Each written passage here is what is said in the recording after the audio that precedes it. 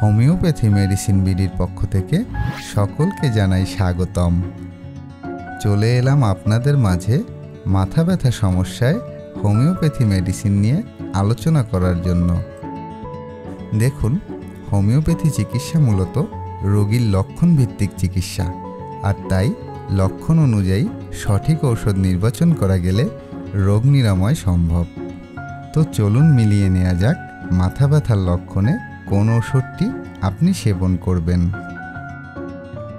দেখুন, ঠান্ডাজনিত কারণে সর্দি বসে যাওয়ার ফলে অথবা পেটে গ্যাসের কারণে যদি মাথা ব্যথা হয়, তাহলে কিন্তু নাক্স ভূমিকা 30 শক্তি ঔষধটি 2 মাত্রায় আধা কাপ জলে মিশিয়ে দিনে 2 বার নিয়মিত সেবনে এই ধরনের লক্ষণে কিন্তু খুব ভালো কাজ করে।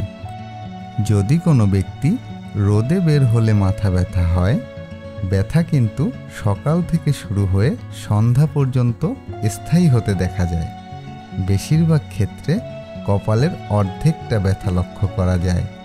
পাশাপাশি লবণপ্রিয় লক্ষণের জন্য কিন্তু নেট্রামিউর 30 শক্তি ঔষধটি ম্যাজিকের মতো কাজ করে।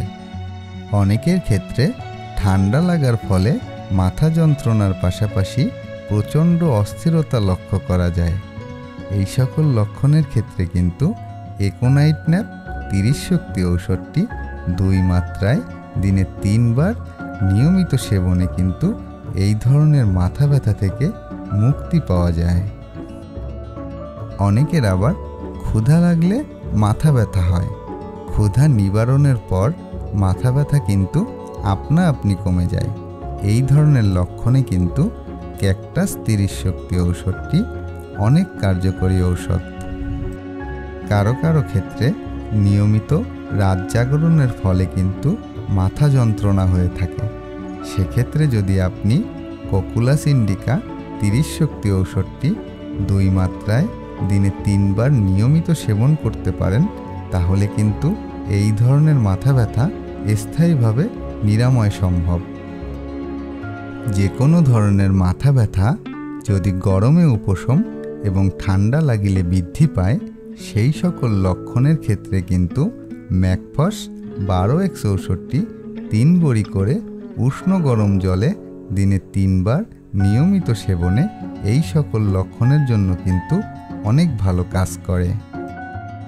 যদি কারোর মানসিক চিন্তার কারণে মাথা ব্যথা হয়, পাশাপাশি খিটখিটে মেজাজের লক্ষণে কিন্তু কেলিফস 12x ঔষধটি ব্যবহার করতে পারেন।